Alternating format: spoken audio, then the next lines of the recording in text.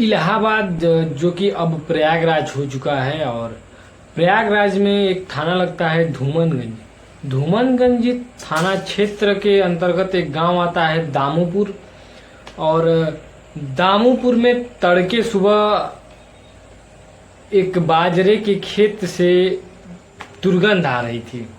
सुबह जब लोग अपने खेतों की तरफ रवाना होते हैं, घूमने जाते हैं, तो बहुत तेज गति से दुर्गंध आने के कारण वहां पर आसपास लोगों की भीड़ इकट्ठा होती है। और कुछ लोग जो है उस बाजरे के खेत में जाते हैं तो जो देखते हैं दृश्य बिल्कुल हैरान परेशान हो जाते हैं। दरअसल वो देखते हैं कि एक लगभग 22 से 25 वर्षीय युवक, जो कि काफी सेहतमंद युवक होता है, और उसका किसी ने चाकू मारकर हत्या कर उसके शव को बाजरे के खेत में फेंक दिया। जब धीरे धीरे लोग वहां पर जुटते हैं और कुछ लोग देखते हैं तो कहते हैं, कुछ लोग उस शव को देखते हैं तो कहते हैं, अरे ये तो मोहम्मद आरिफ का बेटा नाजिम है। अब इसकी सूचना पुलिस को मिलती है और पुलिस अपने फॉरेंसिक टीम के साथ साथ वहां पर मौजूद होती है, शव को कब्जे में लेती है, क्योंकि शिनाख्त तो पहले हो चुका है, क्योंकि वह स्थानीय लोग के द्वारा बताया गया कि ये नाजिम है, इस लड़के का नाम नाजिम है और इसके पिता का नाम मोहम्मद आरिफ है, जो कि धूमनगंज में ही पान की दुकान चलाते हैं। पुलिस शव को कब्जे में लेकर उसके बाद अब हत्या की जो वजह है उसको हत्या की वजह तलाश करने में जुटी हुई है। और जो लोग हैं उनके मन में भी एक ही सवाल है कि आखिर नाजिम को किसने मारा, जिसकी छवि गांव में बहुत ही अच्छी थी, और नाजिम का कत्ल किसने किया। इस पूरे घटनाक्रम से उस गांव में दहशत का एक माहौल बन गया। आइए इस घटनाक्रम को हम कहानियों के माध्यम से समझने का प्रयास करेंगे कि आखिर क्या वजह रही नाजिम की हत्या के पीछे और कौन है इसका मुख्य हत्यारोपी। नमस्ते, प्रणाम, मैं पवन प्रजापति और आप देख रहे हैं हमारा यूट्यूब चैनल पवन प्रजापति स्टोरी। आपसे एक छोटी सी रिक्वेस्ट है कि आपने यदि हमारे चैनल को सब्सक्राइब नहीं किया है तो चैनल को सब्सक्राइब करें और बेल आइकन प्रेस करना ना भूलें। चलिए आज की घटना की शुरुआत करते हैं। दोस्तों, आज की जो घटना है उसकी शुरुआत होती है पूर्व का इलाहाबाद और अब का प्रयागराज। प्रयागराज जिले में एक धूमनगंज थाना क्षेत्र होता है और उस थाना क्षेत्र का एक गांव लगता है दामोपुर। दामोपुर में एक मोहम्मद आरिफ नाम का व्यक्ति होता है जिसके 6 बेटे होते हैं, और मोहम्मद आरिफ धूमनगंज थाना क्षेत्र के ही बाजार में वह पान की दुकान चलाता है। और उसी दामोपुर गांव में मोहम्मद इब्राहिम होता है। मोहम्मद इब्राहिम के 4 लड़की और 2 लड़के होते हैं। मोहम्मद इब्राहिम मोटर मैकेनिक होता है, उसका दुकान जीटी रोड चौफटका पर उसका एक मोटर मैकेनिक का जो है दुकान होता है, और मोहम्मद इब्राहिम अपनी उस दुकान से जो कमाई करता है उससे अपनी जो परिवार की जीविका चलाता है। मोहम्मद आरिफ का तीसरे नंबर का लड़का मोहम्मद नाजिम, जो कि गांव में ही अपने इलाहाबाद प्रयागराज में ही रहकर वो टाइल्स लगाने का घरों में काम करता है और काफी अच्छा पैसा कमाता है। वहीं मोहम्मद इब्राहिम की जो लड़कियों में से तीसरी नंबर लड़की होती है उसका नाम आयशा होता है, और आयशा बेहद ही खूबसूरत होती है, बेहद ही बढ़िया होती है, दिखने में बहुत ही होनहार लड़की होती है। और इब्राहिम का एक लड़का होता है इमरान, जो कि नाजिम का दोस्त होता है। इमरान और नाजिम दोनों ही बहुत अच्छे दोस्त होते हैं, जिसकी वजह से नाजिम का इमरान के घर आना जाना लगातार लगा रहता है। डेली नाजिम का इमरान के घर आना जाना लगा रहता है, और यही आना जाना जो है कब नाजिम को आयशा से और आयशा को नाजिम से प्यार हो गया। दोनों एक दूसरे को समझ ही नहीं पाए, उनको समझ ही नहीं आया कि कब उन दोनों को एक दूसरे से प्यार हो गया। अब दोनों चूंकि नाजिम इमरान का दोस्त था और आयशा इमरान की बहन थी, नाजिम का इमरान के घर आना जाना कंटिन्यू लगा रहता था, क्योंकि दोनों साथ में काम करते थे।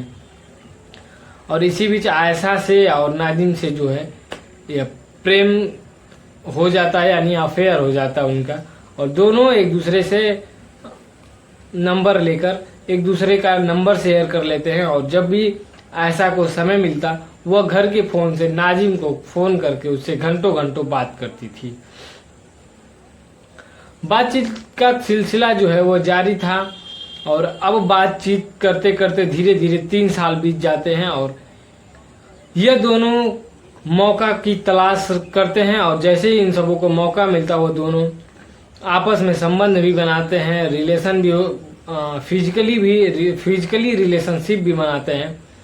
और इन दोनों के जो इस रिश्ते की जो चर्चा है वो पूरे गांव में फैल गई है और गांव के लोगों से ही इसकी सूचना इमरान को मिलती है।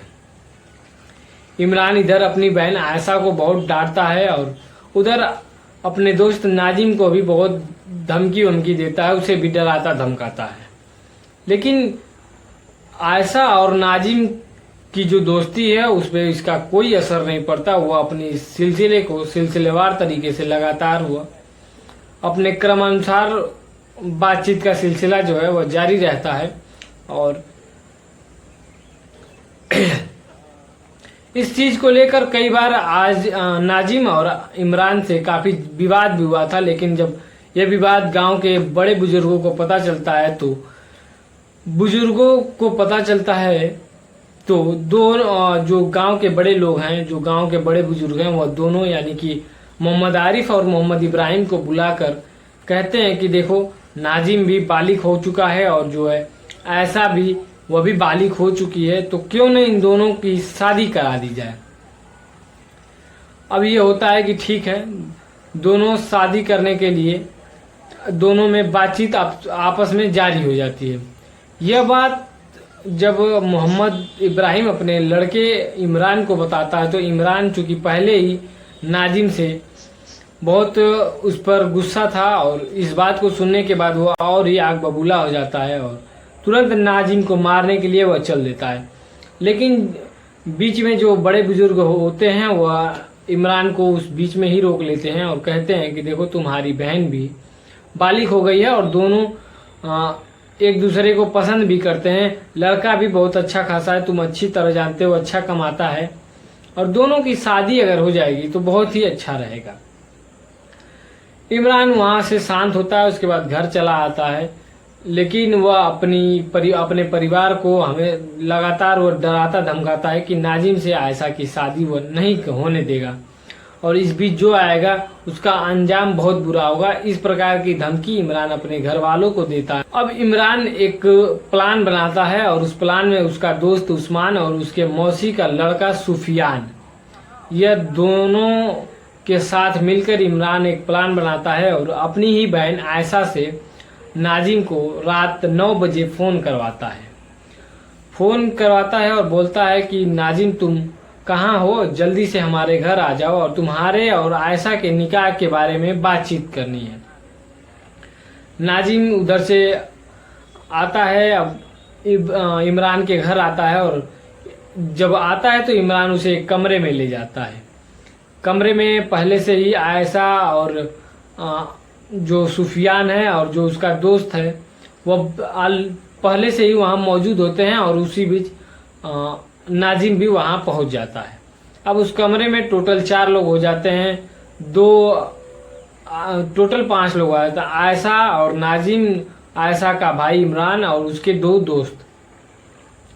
अब निकाह की बातें होने लगती है, उस दौरान उस चाय नाश्ता भी करते हैं सब आपस में, निकाह की बात होने लगती है, सहमति भी लगातार हर बातों पे बनती है। इसी बीच जो इमरान है वह उठता है और बाहर की तरफ जाता है। उसके बाद बाहर से फिर अंदर उस कमरे में आता है और इसी बीच जो इमरान के जो 2 दोस्त होते हैं वह नाजिम को पकड़कर मारने लगते हैं और नाजिम अपने आप को बहुत बचाना चाहता था, लेकिन इसी दौरान जो इमरान है वह नाजिम के गले को कस के दबा देता है और नाजिम की धीरे धीरे सांसें जो है थम जाती हैं। और इस चीज को कंफर्म करने के लिए कि नाजिम अभी जिंदा है या मर गया है, इमरान जो है चाकू से कई बार उसके शरीर पर कर देता है। और ये जो पूरी घटनाक्रम है, पूरी जो वारदात है, उसको आयशा और जो आयशा के माता पिता हैं वो लगातार अपने सामने देखते रहते हैं, परिवार के सदस्य हैं वह इस घटने को देखते रहते हैं और किसी में हिम्मत नहीं होती कि जाकर नाजिम को बचा ले। आयशा कई बार चाहती है, लेकिन इधर इमरान का जो खौफ था उससे आयशा कुछ कर नहीं पाती, कुछ खास अपने उस प्रेमी को यानी नाजिम को वो बचाने में असमर्थ रहती है। अब नाजिम की जो है सांसें थम चुकी थी और यह इमरान और उसके दो दोस्तों के साथ मिलकर जो नाजिम का शव है उसे गांव से कुछ ही दूरी पर एक बाजरे के खेत में बीच में ले जाकर वहां फेंक देता है। उसके बाद वह सब तीनों वहां से चले जाते हैं। 2 दिन बाद जब इस घटनाक्रम का खुलासा होता है, जब मामले में पुलिस की एंट्री होती है और जब ये कहानी लोगों के बीच आती है तो पता चलता है कि ऐसी ऐसी बातें हैं। अब इस दौरान गिरफ्तारी किसी की हो नहीं पाती, क्योंकि मारने के बाद इमरान और उसके 2 दोस्त दोनों ये तीनों फरार हो जाते हैं और इधर जो है परिवार वालों को पुलिस उठाकर अपने कब्जे में ले लेती है। उधर जो नाजिम के परिवार है वो लगातार इमरान के ऊपर ये कत्ल का इल्ज़ाम लगाते हैं और प्रशासन को इस बात की भी चिंता होती है कि कहीं ये बाहर हैं, अभी पुलिस के हाथ नहीं चढ़े हैं, तो ऐसा ना हो कि ये किसी और घटना को अंजाम दे दे। तो इन सब हत्यारों को पकड़ना बेहद ही जरूरी है, बहुत ही जरूरी है। इस बीच ये पता चलता है कि जो नाजिम की जो इमरान की बहन है आयशा, वो पुलिस को सारा बयान दे देती है कि आखिर नाजिम का कत्ल क्यों हुआ और किसने किया और कैसे किया। ये जो पूरी बातें हैं वह आयशा पुलिस को बता देती है और कोर्ट में गवाह के रूप में भी अपनी गवाही देने के लिए पुलिस के साथ सहमति बना लेती है। यह बात जो है अब आयशा का भाई इमरान को पता चलता है और इमरान चूंकि फरार तो था ही, उसका एक दोस्त पकड़ा भी जाता है। इमरान रात को घर आता है और आयशा को बहुत समझाता है कि वह उसके खिलाफ कोर्ट में गवाही न दे, लेकिन आयशा जो है वह बात से मुकरती नहीं है और लगातार कहती है कि हम कोर्ट में गवाही देंगे और तुमको सजा दिलाकर ही रहेंगे। इस पर इमरान काफ़ी देर तक समझाता है, लेकिन वह बहुत ही गुस्सा हो जाता है और अपनी ही बहन आयशा को के ऊपर मिट्टी का तेल छिड़क देता है और मिट्टी का तेल छिड़कने के बाद वह भागने लगती है आयशा अपनी जान बचाने के लिए। लेकिन आयशा अपनी जान बचाने में असमर्थ होती है और जो इमरान है वह आयशा का गला घोट देता है और उसकी हत्या कर देता है। इस हत्या को सुसाइड का रूप देने के लिए इमरान जो है रोशनदान की एक खिड़की से एक रस्सी के सहारे आयशा के गर्दन में रस्सी लपेट देता है ताकि कोई देखे तो उसे ये सुसाइड का रूप लगे। उसके बाद जब पुलिस आती है, अब अगले दिन पुलिस को खबर होती है कि आयशा की हत्या हो गई है, तो पुलिस आती है। अब एक मर्डर के साथ साथ 2 मर्डर हो गया। अब पुलिस आती है और आयशा का जो शव है उसको पोस्टमार्टम के लिए भेजती है और इधर इमरान की गिरफ्तारी के लिए काफ़ी जगह दबिश दी जाती है। लास्ट में इमरान पकड़ा जाता है और पुलिस उसे सलाखों के पीछे डाल उसे चार्जशीट दायर कर कोर्ट में पेश करती है और उसे सख्त से सख्त सजा दिलाने का प्रयास करती है। और इधर जो है नाजिम का परिवार का बहुत ही बुरा हाल है, क्योंकि उसने अपने परिवार में से एक होनहार लड़के को खो दिया है और खोने की वजह सिर्फ ये थी कि नाजिम का प्यार। अब न नाजिम है और ना ही उसका प्यार, और अब ये घटना जो है लोगों के बीच एक दहशत का माहौल बन गया है और लोग इस घटने पर लगातार जो है चर्चाएं करते हैं। दोस्तों, इस पूरी घटनाक्रम को सुनाने का उद्देश्य किसी को परेशान करना या किसी के भावनाओं को ठेस पहुंचाना नहीं, बल्कि आप सभी को सतर्क एवं जागरूक करना है, क्योंकि घटना कब किसके साथ हो जाए इसकी कल्पना किसी ने